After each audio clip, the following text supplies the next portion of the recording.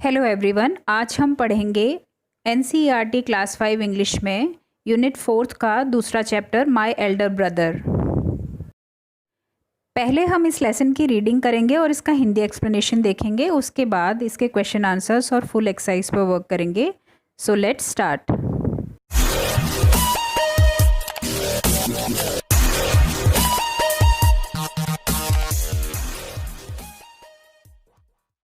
My elder brother का मतलब है मेरा बड़ा भाई। This short play is about two brothers who are affectionate and respectful to each other. ये छोटा सा नाटक दो भाइयों के बारे में है जो एक दूसरे के प्रति स्नेह और आदर का भाव रखते हैं। The story also shows that learning from our day to day experience is as important as what we learn from books in the school.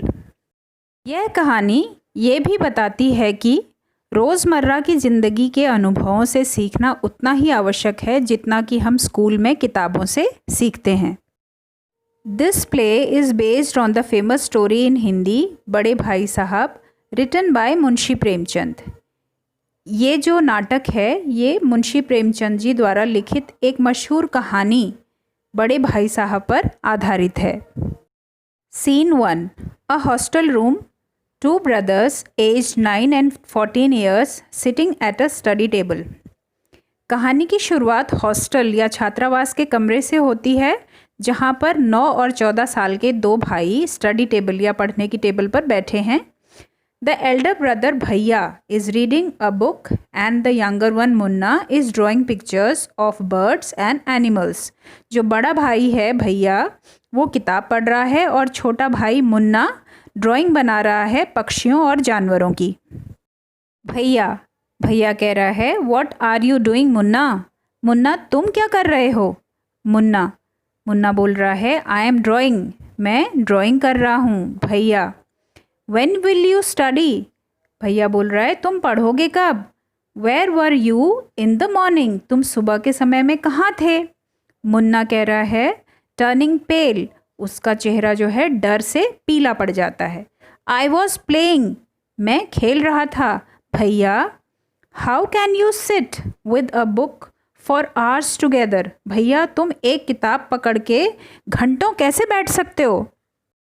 भैया कह रहा है that's because I want my foundation in education to be very strong. मैं चाहता हूँ कि मेरी शिक्षा की बुनियाद या उसका आधार बहुत मजबूत बने। If the base is strong, then the building will stand firmly। अगर आधार मजबूत होगा तो उसके ऊपर जो भवन बनेगा वो बहुत मजबूती से खड़ा हो पाएगा। इसका अर्थ यहाँ पर ये है बच्चों कि अगर हम शुरुआत से ही अपनी पढ़ाई पर बहुत ज़्यादा ध्यान दें, छोटी छोटी जो बेसिक चीज़ें होती हैं उनको अच्छी तरह से हम सीखें तो आगे जाकर हमारी जो पढ़ाई है, जो शिक्षा है हमारी, वो बहुत मजबूत हो जाएगी। Sometimes it takes me 2 years to do 1 year's work। कभी कभी मुझे 2 साल लग जाते हैं 1 साल का काम करने के लिए। मुन्ना कह रहा है भैया you are 5 years older than I am and 3 classes ahead of me। भैया तुम मुझसे 5 साल बड़े हो और मुझसे 3 क्लास आगे हो। I wonder why you keep writing the same word 20 times। मुझे कभी कभी हैरानी होती है कि तुम एक ही शब्द को 20 बार कैसे लिखते हो। 1 sentence more than 20 times and copy poems several times in beautiful letters। और एक ही सेंटेंस को 20 बार लिखते हो, उसको कॉपी करते हो और जो पोएम होती है उसको कई कई बार बहुत बहुत सुंदर अक्षरों में तुम लिखते हो। भैया बोल रहा है यू नो, तुम जानते हो studying English is no child's play. English पढ़ना या अंग्रेजी सीखना कोई बच्चों का खेल नहीं है। One has to work very hard in order to learn the subject. इस सब्जेक्ट को, इस विषय को सीखने के लिए हर किसी को बहुत ज़्यादा कड़ी मेहनत करनी पड़ती है। टू स्पीक और right English properly tremendous effort is required. अंग्रेज़ी को या इंग्लिश को सही ढंग से बोलने और लिखने के लिए अत्यधिक मेहनत करनी पड़ती है या इसके लिए बहुत ज़्यादा मेहनत की ज़रूरत होती है। But the moment you get a chance, you run to the field, play marbles and fly paper kites, or sit idling away with friends for fun. Can't you sit down and study? लेकिन जैसे ही तुम्हें मौका मिलता है तुम अपने दोस्तों के साथ मैदान में चले जाते हो पतंग उड़ाने के लिए या कंचे खेलने के लिए और अपने दोस्तों के साथ मज़े करने के लिए। क्या तुम बैठकर पढ़ नहीं सकते? मुन्ना, तो फिर मुन्ना बोल रहा है, ओ भैया, there is a big mela in the village today, should we go? भैया, आज तो गांव में बहुत बड़ा मेला लगने वाला है, क्या हम वहाँ जाएं? हम वहाँ जा सकते हैं? भैया, तो फिर भैया कह रहा है, have you ever seen me going to a fair और going to watch a cricket और हॉकी मैच? क्या तुमने मुझे कभी मेला देखने के लिए जाते हुए देखा है या कभी क्रिकेट या हॉकी का मैच देखने के लिए मुझे जाते हुए देखा है? I don't go near them, मैं उनके पास भी नहीं जाता। I prefer to study a book, मैं उसकी जगह किताब पढ़ना पसंद करता हूँ। I don't mind repeating a class for more than 2 years, मुझे कोई परवाह नहीं है कि मैं एक क्लास को 2 साल में पार करता हूँ। But you might stay in the same class all your life, लेकिन मुझे लगता है कि तुम एक ही कक्षा में पूरे ज़िंदगी भर रहोगे। Do you expect to pass if you waste your time playing all the time, क्या तुम्हें लगता है कि तुम कभी पास भी होगे क्योंकि तुम पूरा समय अपना खेलने में बर्बाद कर देते हो। You are simply wasting father's hard earn money, तुम केवल पिताजी का मेहनत से कमाया हुआ पैसा बर्बाद कर रहे हो। Munna starts crying on being scolded and sobbing sounds wah wah, ba ba, hoo are heard। और भैया के द्वारा इस तरह डांटे जाने पर मुन्ना रोने लगा। फिर मुन्ना बोला, भैया, I feel like running away and going back home, मुझे ऐसा महसूस हो रहा है कि मैं दौड़ कर घर वापस चला जाऊं। भैया, तो भैया कह रहा है, नाउ स्टॉप क्राइंग, अब तुम रोना बंद करो। Put on a nice smile, अपने चेहरे पर एक अच्छी सी मुस्कान लाओ। Look, I will make a time table for you to follow, get up at dawn, देखो मैं तुम्हारे लिए एक अच्छी सी समय सारणी या टाइम टेबल बना दूंगा, सुबह तुम जल्दी उठ जाना। वो टाइम टेबल है जो भैया ने बनाया मुन्ना के लिए, जिसमें 6 AM wash your hands, have your breakfast and sit down to study, जिसमें 6 बजे ये है कि अपने हाथ धोकर नाश्ता करो और पढ़ने के लिए बैठ जाओ।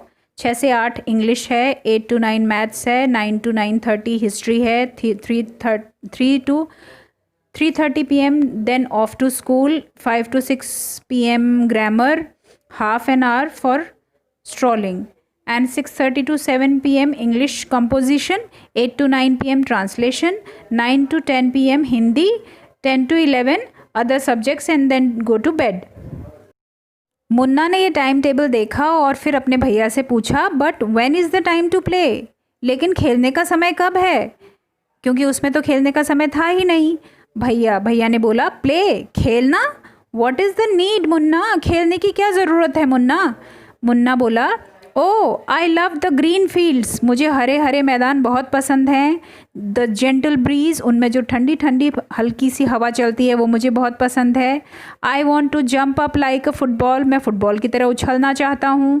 आई like the touch and go and हु तू साउंड्स ऑफ द कबड्डी, मुझे कबड्डी की हु तू साउंड बहुत पसंद है। And the hurry and flurry of volleyball pulls me like a magnet, और वॉलीबॉल जो खेल है वो मुझे मैग्नेट की तरह अपनी ओर आकर्षित करता है। As soon as I am on the field I forget everything, जब तक मैं मैदान में होता हूँ मैं सब कुछ भूल जाता हूँ। Scene 2, the final exams are over and the results are out. Final जो परीक्षाएं हैं वो हो गई हैं और रिजल्ट्स आउट हो गए हैं। भैया कह रहा है, alas I have failed once again, हाय मैं तो एक बार फिर से फेल हो गया। मुन्ना बोल रहा है, ओ बट भैया I have passed and topped my class, लेकिन भैया मैं तो पास हो गया हूँ और मैंने अपनी कक्षा को टॉप किया है। Now there is only 2 years difference between us, अब केवल आप और मेरे में केवल 2 साल का ही अंतर रह गया है। भैया भैया कह रहा है बट माई डियर ब्रदर, लेकिन मेरे प्यारे भाई, डोंट बी सो प्राउड, इतना घमंड मत करो। You have passed only one class and you think that I am stupid and you are smart. तुमने अभी केवल एक कक्षा पास की है और तुम्हें क्या लगता है कि मैं मूर्ख हूँ और तुम बहुत ज़्यादा स्मार्ट हो। Once in a while in a gulli danda game you might get lucky and hit a goal, but that doesn't mean you have mastered the game. तुमने गुल्ली डंडा गेम में कभी किस्मत से अगर एक गोल हिट कर भी लिया तो इसका ये मतलब नहीं है कि तुम इस खेल के मास्टर हो गए हो। You have to work hard to be successful in life. तुम्हें अपनी ज़िंदगी में सफल होने के लिए कड़ी मेहनत करनी पड़ेगी। When you have to study a subject like algebra or geometry in higher classes, then you will understand the importance of hard work. जब तुम बड़ी कक्षाओं में जाकर अलजेब्रा और ज्योमेट्री जैसे विषय पढ़ोगे तब तुम्हें हार्ड वर्क या कड़ी मेहनत का मतलब समझ में आएगा। In geometry, if one writes ACB instead of ABC, the answer is marked wrong. Geometry में अगर ACB की जगह तुम ABC लिख दो तो ये उत्तर गलत माना जाता है। The examiners will not spare you, और जो एग्जामिनर्स होते हैं वो तुम्हें छोड़ेंगे नहीं, बख्शने वाले नहीं हैं। They want you to learn word by word from the text books. वो चाहेंगे कि तुम किताब से वर्ड बाय वर्ड, शब्द के शब्द याद करो। मुन्ना कह रहा है ओ भाई साहब दिस इज़ स्कैरी। भैया ये तो बहुत ही डरावना है। आई डोंट थिंक, मैं नहीं सोचता। I want to go to the 9th class now. मैं नहीं सोचता कि मैं अभी 9वीं कक्षा में जाना चाहता हूँ। But I will still complete my day's homework so that I get no punishment in class. लेकिन फिर भी मैं अपना पूरा होमवर्क या पूरा जो गृह कार्य है उसको ख़त्म करूँगा जिससे मुझे कक्षा में पनिशमेंट या सज़ा ना मिले। भैया कह रहा है just today we were asked to write a short essay on the topic of punctuality in 4 pages. आज ही हमें पंक्चुअलिटी जो टॉपिक है उस पर 4 पेज का ऐसे लिखने के लिए कहा गया था। एंड इमेजिन, और कल्पना करो, can something be written on 4 pages and still be short. क्या 4 पेज लिखो और वो भी शॉर्ट, वो भी छोटा होता है? 4 पेज लिखना भी कोई छोटा होता है? It's all so mixed up. ये तो बहुत ही उलझन भरा है। मुन्ना कह रहा है थिंकिंग अलाउड, सोचते हुए, thank God it was time for school और else the scolding would have gone on and on. तो मुन्ना कह रहा है भगवान का लाख लाख शुक्र है कि स्कूल का टाइम हो गया है, नहीं तो ये डांट का सिलसिला चलता रहता और चलता रहता। Scene 3, the results were out once again. एक बार फिर से रिजल्ट आउट हो गए हैं। And it so happen that Munna passed and भैया फेल्ड अगेन। और एक बार फिर मुन्ना पास हो गया है और भैया फेल हो गया है। भैया वॉज रियली अपसेट। अब भैया वाकई बहुत ज़्यादा अपसेट है। Munna was also sad seeing his brother so unhappy. लेकिन मुन्ना भी बहुत नाखुश, अपने भाई को नाखुश देखकर उसे भी बहुत बुरा लग रहा है, वो भी उदास है। भैया now becomes gentler with Munna. लेकिन भैया अब जो है मुन्ना के साथ थोड़े नर्म हो गया उनका व्यवहार।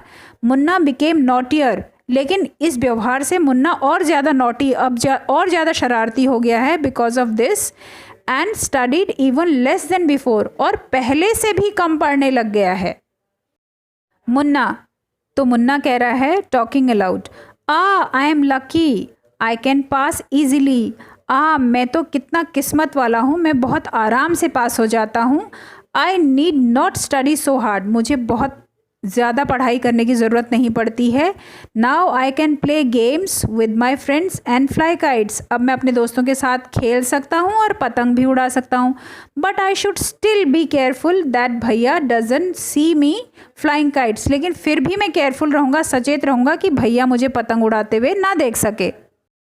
One day a kite is flying slowly downwards. एक दिन एक पतंग कटकर धीरे से नीचे आ रही थी। Munna starts running in order to grab it, और मुन्ना उसको पकड़ने के लिए भागा।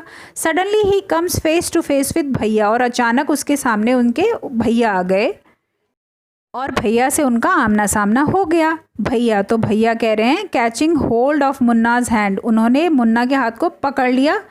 Aren't you ashamed to be playing kites all day long? क्या तुम्हें पूरे दिन पतंग उड़ाने में शर्म नहीं आती? Don't you realize that now you are in the 8th class and are not studying in a lower class? क्या तुम्हें ये बिल्कुल भी एहसास नहीं हो रहा है कि तुम अब 8वीं कक्षा में पढ़ रहे हो, कोई छोटी कक्षा में नहीं हो?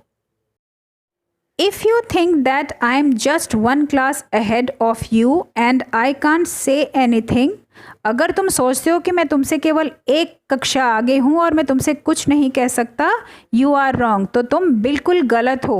I am 5 years older than you are and will always be. मैं तुमसे 5 साल बड़ा हूँ और हमेशा ही रहूँगा.